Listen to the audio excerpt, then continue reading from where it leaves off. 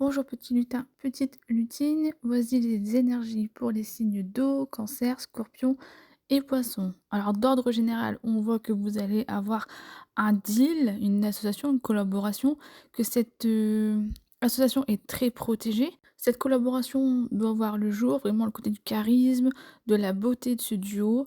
Il y aura un peu de déception à prévoir et tu vas avoir d'une façon inattendue un déplacement, ça va être une surprise.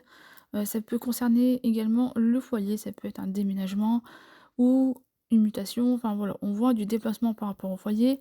On voit que tu vas enrichir tes connaissances, tu vas avoir une source d'information incroyable qui va te permettre d'avoir un retour d'abondance, un retour d'argent ou de chiffre d'affaires, que tu as des opportunités aussi de te réconcilier avec quelqu'un, tes émotions seront intenses, ça va être très compliqué émotionnellement d'accepter cette réconciliation et que toi, on voit que tu vas te purifier par rapport à des discussions. C'est-à-dire que tu vas devoir faire le tri et enlever tout ce qui te convient pas. Voici l'horoscope pour les cancers. En amour, on peut s'attendre à une période de sensibilité, d'émotion dans la relation amoureuse, qu'il faut qu'ils prennent le temps de se connecter avec leur partenaire et de renforcer les liens émotionnels.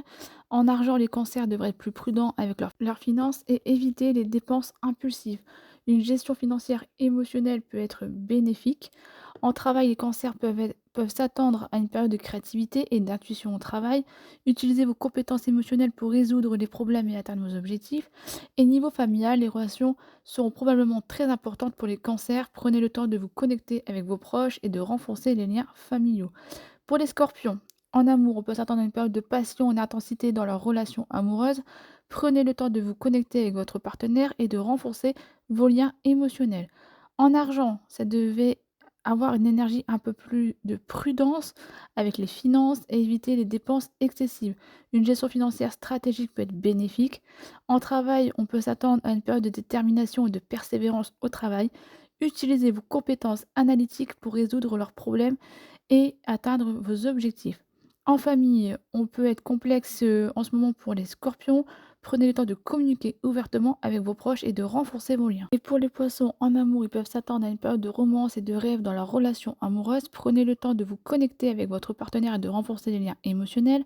En argent, les poissons devraient être prudents avec leurs finances et éviter les dépenses impulsives. Une gestion financière intuitive peut être bénéfique. Et les poissons peuvent s'attendre à une période de créativité et d'inspiration au travail. Utilisez vos compétences intuitives pour résoudre les problèmes et atteindre vos objectifs. Au niveau de la famille, tout est probablement plus harmonieux pour les poissons. Prenez le temps de vous connecter avec vos proches et de renforcer les liens. Tous les signes d'eau, on parle de renforcer la confiance et la créativité.